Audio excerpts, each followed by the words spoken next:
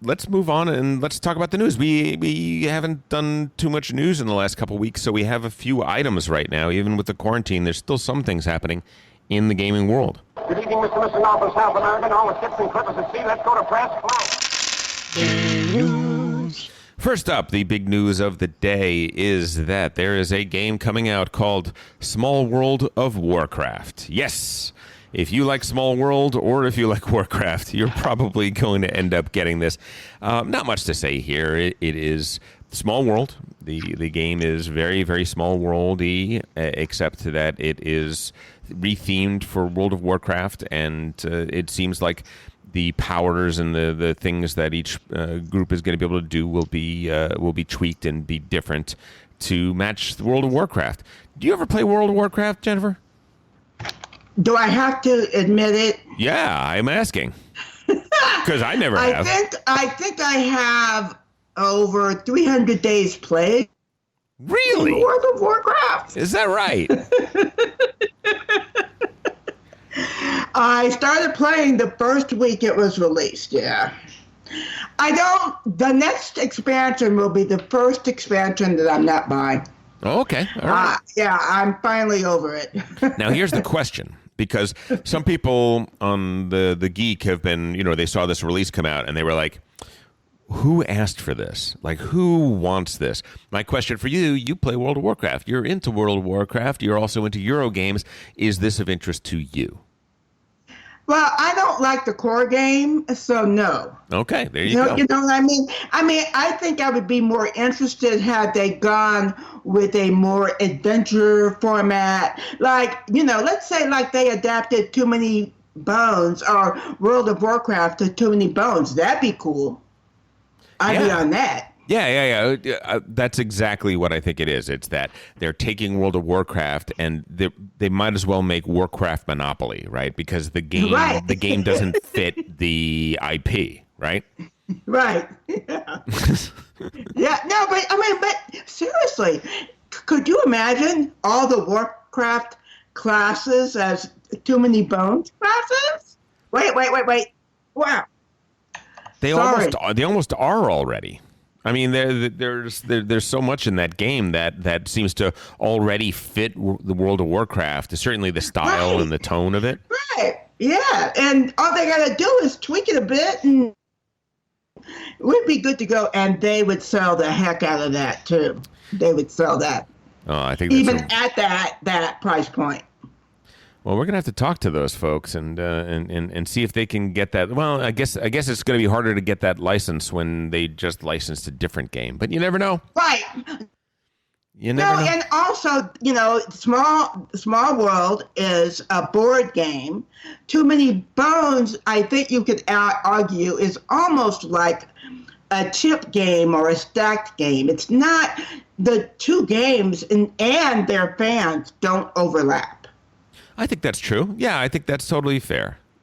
I think that makes a lot of sense. Moving on, speaking of licensed content and IP, The Hobbit, An Unexpected Party is a light, fast 2 to 4 player game that is coming out that is being put out by Weta Workshop, put out by the very people that made the movies.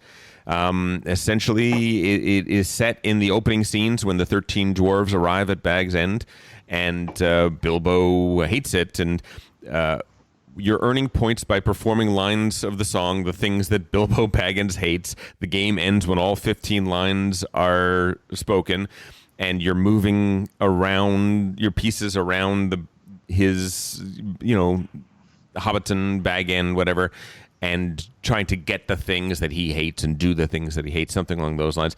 It looks like a family game. It looks like it's something kind of light. I don't know. My guess is that Matt is taking pictures of it right now and making his own print and play of it. Because I think we just found Strider's first game. His son's first game is almost certainly going to be this, but you know what? I don't mind it. The art is fun and playful. It looks like a Hobbit turned into a kid's board game, and I think it looks like that. It looks like a fun, a potentially very fun kids game. So It's available for pre-order right now. Look up Weta Workshop, Hobbit, An Unexpected Party. Now to something that is a little more interesting to us. Jennifer, have you heard about this game called Canvas? No. It's interesting. It's the designers Jeff Chin and Andrew Nerger. And what it is we're playing 1 to 5 players, and we're playing as painters competing in an art competition. Now, you remember Mystic Vale came out, and it had those see-through cards that you could stack one card on top of the other to make more powerful cards out of? Yes. This takes the exact same idea, but for art. So you are taking these art cards that are translucent, and when you put 3 of them together, you've made a distinct painting. And between all of these cards, you have an infinite variety of paintings that can be made. And from the looks of it, they look quite interesting. They look really quite nice. The art design of this game looks fantastic. If it plays as well as it looks, this could be one of those games, I put it into the Wingspan category of a game that, because of the theme, because of how it's treated, because of how nice it was made, if it plays as a game, and it looks like it's well thought out in terms of how things score and all that sort of stuff, this might be one of those games that might attract some eyes that normally wouldn't play our type of games, that might bring more people into the hobby game. Well, I'm looking forward to it. Yeah, you should check it out. It's probably a little light for our crew, but if thinking about it like Wingspan, thinking about it as maybe one of those gateway games that people like you and I sometimes keep on hand to bring people into the hobby. Maybe this is Canvas is something to look at. I highly urge that you go and take a peek at it on the Geek, because it's the art is pretty beautiful. I really like it. Awesome. Yeah. Next up, a little train game news real quick. There is a game called Mini Express by Mark Garretts, and that is going to be... there was a Kickstarter for it. I think we just missed it. It's a sequel to his game Mini Rails. Basically, if you like Irish Gauge, if you like that sort of stuff, if you like those lighter, shorter cube rail type games, this might be something worth looking into. But more interesting to me is 21 Moon. 21 Moon is an 18xx game by Jonas Jones. The idea is we're set in 2117. Climate change is taking a toll on Earth, and we're going to the moon to gather resources. So there are corporations. We have 11 months to gather minerals as much as we can. And, before the rocket leaves the moon, we are investors, so it sounds like it's going to play like 18xx. But, do you remember there was a moon map for Age of Steam? This seems like 18xx, the moon map. So who knows? It is. Yeah. Go ahead. Are you there? Yes. Can you hear me? Oh, yeah. Okay, sorry. Okay. I was a playtester for 2038, which is 18xx on the moon, or was it Mars? I forgot. So that's kind of been done before. Okay. And, I always have nightmares about Poseidon, which everybody, that's just like 18xx. And you're going, I'm sorry, with all due respect, that game sucked. Okay, so I'm like, a little skeptical here, Well, you're going to have to sell me. I got some good news for you, Jennifer, because it is currently available on Tabletop Simulator and on Board 18. So we could go and take a peek and check it out and, at least read the rules and see how it lays out and see if it might be something we want to give a try. Okay, Tom. I don't know. Maybe not. I don't know. It's always hard for me. And I think I've said this on the podcast before. But when you start getting past 3 to 4 hours for a game, I'm like, I want to play a real 18xx. So, like I said, you got to sell me. Totally fair. Ryan Lockat. He was the designer who brought us games like Near and Far, Above and Below. I like him. I think he's a pretty good designer. I think he makes some good stuff. He has designed a game with a guy named T. Alex Evans called Deep Vents.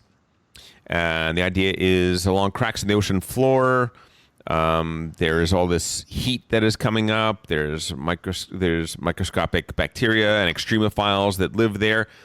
And in Deep Vents, players are controlling their own hydrothermal ecosystem where they're adding new life and geological features.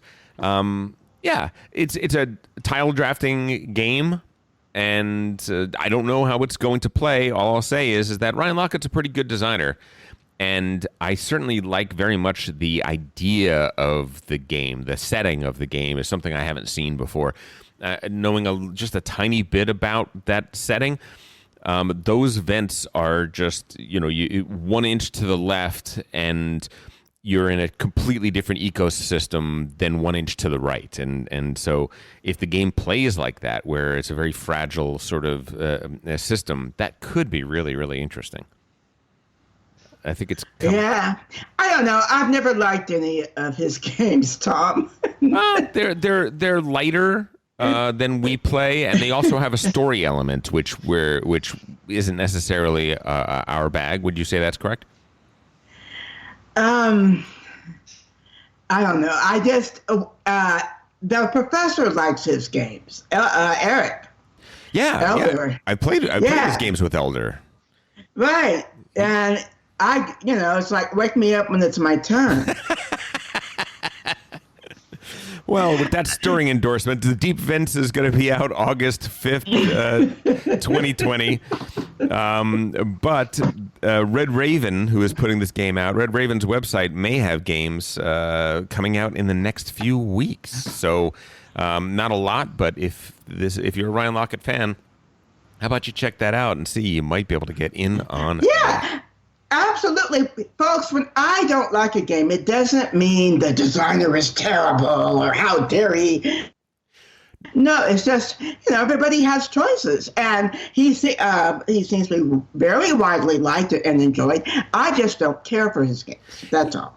I totally, listen, Jennifer, you and I think of our Game Brain group have the longest history with games, right? And you considerably longer than me. I'm not making a crack on your age.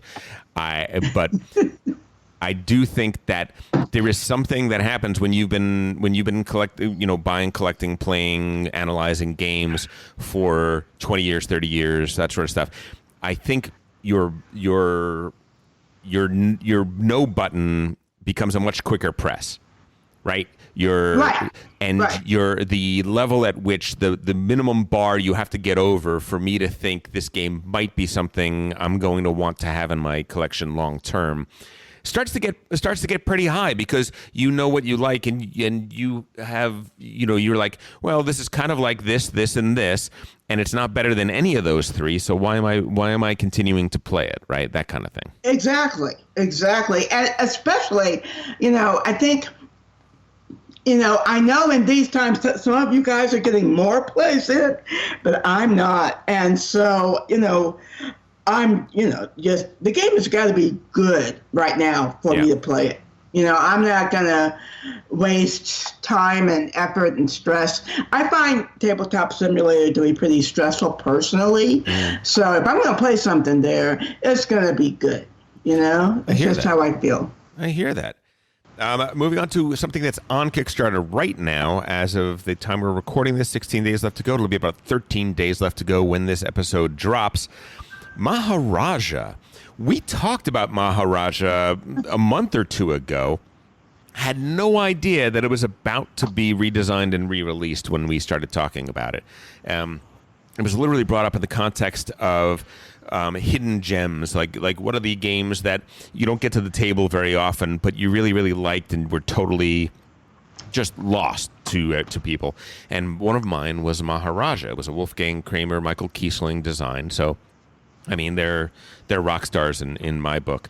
And Maharaja was a really interesting game. I thought it had flaws, but it was very, very cool, because what you're doing is you're building these palaces, and movement was difficult. There were things that would impede your movement, so people could block people from getting to this city to build a palace there, and to that city to build a palace there. And the reason that was important is because the Maharaja is on a schedule, and he is going to go to this place, and then he's going to go to that place, and then he's going to go to that place. And if you time it right, you're building your palaces right when the Maharaja is getting there, and you're going to score very well.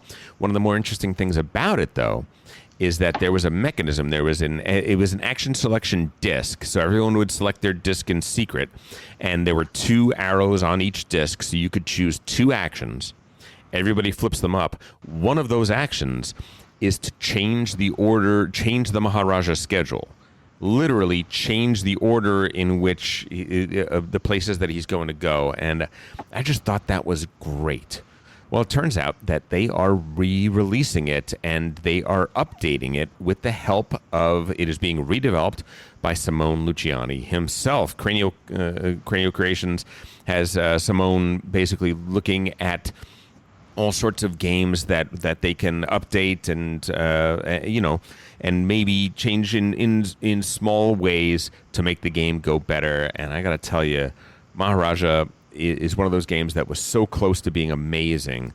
I think they might have hit it here. Right, because of the development. For me personally, I'm done with Cranio Kickstarters. I'll wait for the retail. Sure. Why is that? Yeah. Why is that? Why? Yeah. I have a Kickstarter version of Barrage, and you look at the retail version, and the retail version is about 1,000 times better in component-wise versus the Kickstarter version. Yeah, I'm not going to pay Kickstarter money for something, and then they come out and fix it, and the retail, Yep, I hear you. It is fair. People were burned by Barrage. They really were. And there's no getting around that. I will say that looking at it, it looks pretty good. I don't see what the component issue is going to be in this particular one, especially since it's a game that already existed. So it's not like they're reinventing the wheel. Looking at it and knowing the game pretty intimately, it looks like one of the bigger changes that they're making to the game is that the original game was a race game. The first person to do A ends the game and wins the game, essentially. And now it's going to be a victory point game, which I think was my big problem with the game. My big problem with the game is that it kind of devolves into, so-and-so is ahead by 2 palaces. I don't see, even if we all work together, I'm not sure we can make up that deficit, and that was a problem in an otherwise great game. By simply eliminating that and making it a fixed number of rounds and a victory point scoring, I think that listen, I'm kicking it. I'm just going to tell you right now, components. Well, yeah, but I mean, yeah. I'm not against you kicking it. I'm just voting with my dollars. As well, you should. And, I may email them and just say, I'm so disappointed in the other Kickstarter that I gave you money for, and the components were terrible. And I'm just not going to give you money in the Kickstarter. I will probably buy the retail, though, most likely. Well, then they'll be like, "Oh, you're paying us more money? Sure, thank you." That's fine, because I'm still mad about, I guess there's some way to get it fixed, but all these hoops you have to go through, and I'm just like, no. We're going to get it right the first time, right? Yes. No, exactly. If you like variable player powers and you like being able to switch variable player powers and take them from other people, Maharaja might be a game for you. I recommend that you check it out. Check out the Kickstarter and see what you think. One other Kickstarter bit of news is just a reminder that Kemet, Blood and Sand is going to be coming to Kickstarter May 26th. So coming right up. It's about to come out. Matagot, Matagot.com. If you look at their news site, they will have a ton of information about this game. It looks gorgeous. Kemet for me was one of those almost good games. It was so close to being. I think what they were trying to do was they were trying to do Dune that plays in a reasonable amount of time, like an updated version of Dune, where there were variable player powers and armies fighting on the board and all that sort of stuff. And it never quite got there for me. Would you say that's for you too? Well, it is still for a lot of people the base dudes on a map game, right? Yeah. Because it does do a lot of stuff well. Yeah. But the actual playing of it is a little bit busy because you're always looking all of these things up. And I would still say that the Command and Colors series beats it. Yeah. So, but Command and Colors that's much more of a straight stripped down war game, whereas this is more of a dudes on a map Euro-y. I don't know, man. I got people that if I call Command and Colors a war game, I'd have to pull them out of the ceiling. Well, grognards are a touchy bunch. Let's just say that. Yeah. They are a touchy bunch. Listen. They say that the rules have been significantly redeveloped, and they've been redeveloped with the input from players, and hopefully players like you and I that were like, not quite. Right. and if that is the case, listen, they got a new beautiful game board and some new cards and some new things. That's all well and good.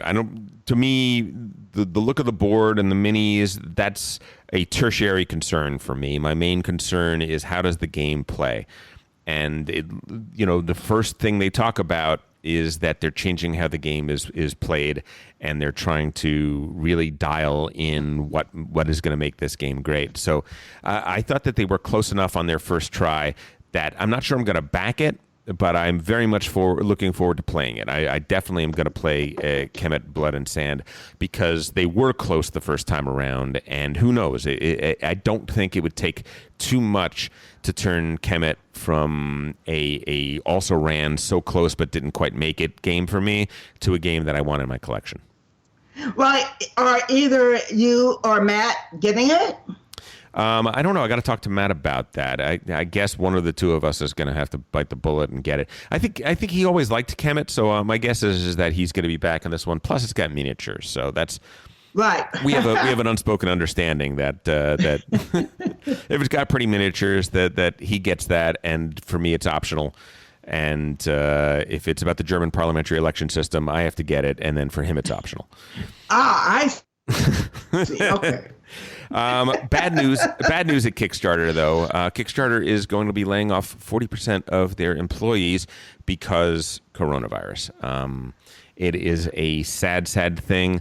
I think I just want to say to our listeners out there, some of you have been laid off. I know that. That's just math.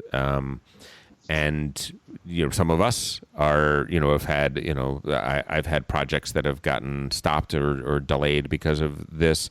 It's a scary time out there right now, and I just hope that everybody has a support system around them to be able to keep going, and that our hobby is going to keep people connected in a time when we otherwise might be prone to despair.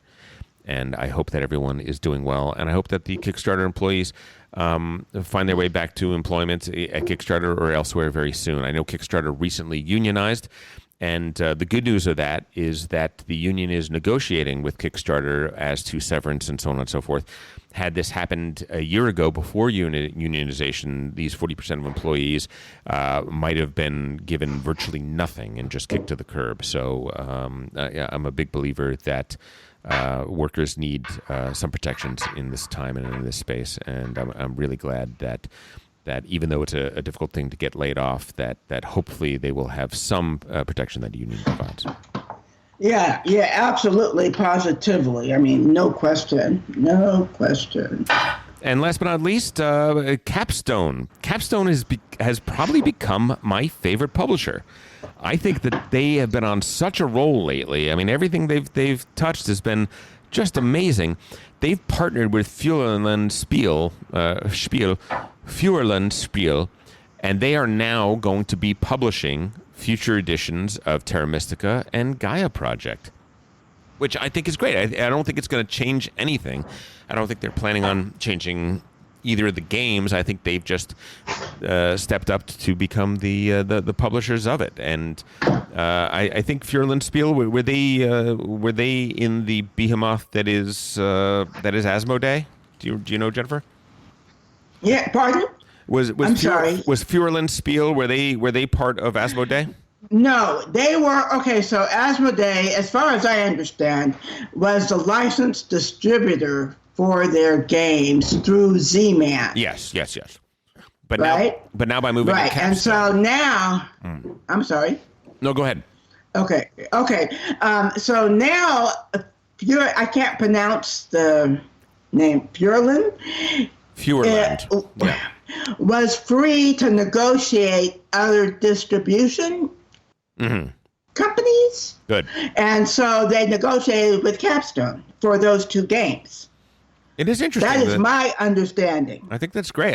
There are a lot of people that it seems like there are a bunch of people that are falling out of Asmodee, and Asmodee seems to be letting them go as well. Which is, hey, I think that's great. I think there's a bunch of niggling little things I could say about Asmodee, but that replacement policy really soured me so much. I've never been soured so much on a game maker, on a producer in my life. I've never been exactly. soured. I mean, it could I know, and see, these people, probably these companies, these indies, right? These are independent developers. Always keep that in mind. They do publish, but really they're developing their own games. Yeah. And they didn't want to be, this is just my opinion, I don't know.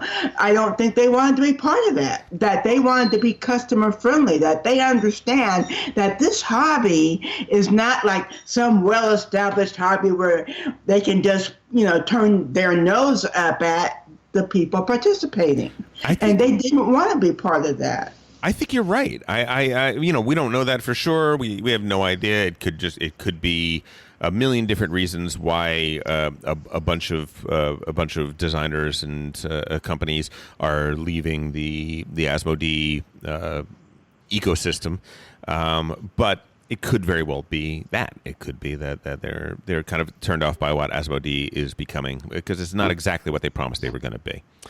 Right. And the other thing is, distribution is changing. Oh, yeah. Okay. So that they don't need Asmodee like they used to. That's a good point. Yeah. So, there's other changes coming in distribution in the next few years, trust me. And as you see more places, BGG now has games. Cool Stuff could easily say, well, you know what? We're going to, instead of letting Board Game Bliss take all the imports, we're going to negotiate for some imports, just like Miniature Market has. So, it's not like, oh, well, we can promise you 1 million sales. Yeah, no, the situation is very fluid, and it is changing every day. And hey, don't weep for Asmodee; they're going to do just fine. They still own tons and tons of very, very marquee product lines, and they operate in, I would say, in kind of a quasi mass market space as well. So they're going to do quite well. Well, Fantasy Flight is really their big, and Days of Wonder, right? Yes. Are their big cash cows, and they don't appear to be going anywhere, especially since Christian Peterson left Fantasy Flight, which I was very sad about. But, they have those, and those I know are big sellers for them. So maybe they don't mind reducing the scope of their publishing operation. It could be exactly what they're looking for, to be more focused, right? It could, and maybe it's best for both companies to do it that way. So I think it's a good news for the business, for us, the consumer. Having more publishers, more options is almost always better than fewer. That works in everything from cable television to phone companies to you name it. That's almost always the rule. So, so glad to see that Terra Mystica and Gaia Project are now with Capstone. Yeah, absolutely. All right. Hey, if you enjoyed that video, you very well might enjoy the other videos you now see being suggested to you on screen. Also, we'd greatly appreciate it if you could like, share, or subscribe to our Game Brain channel. Thanks so much.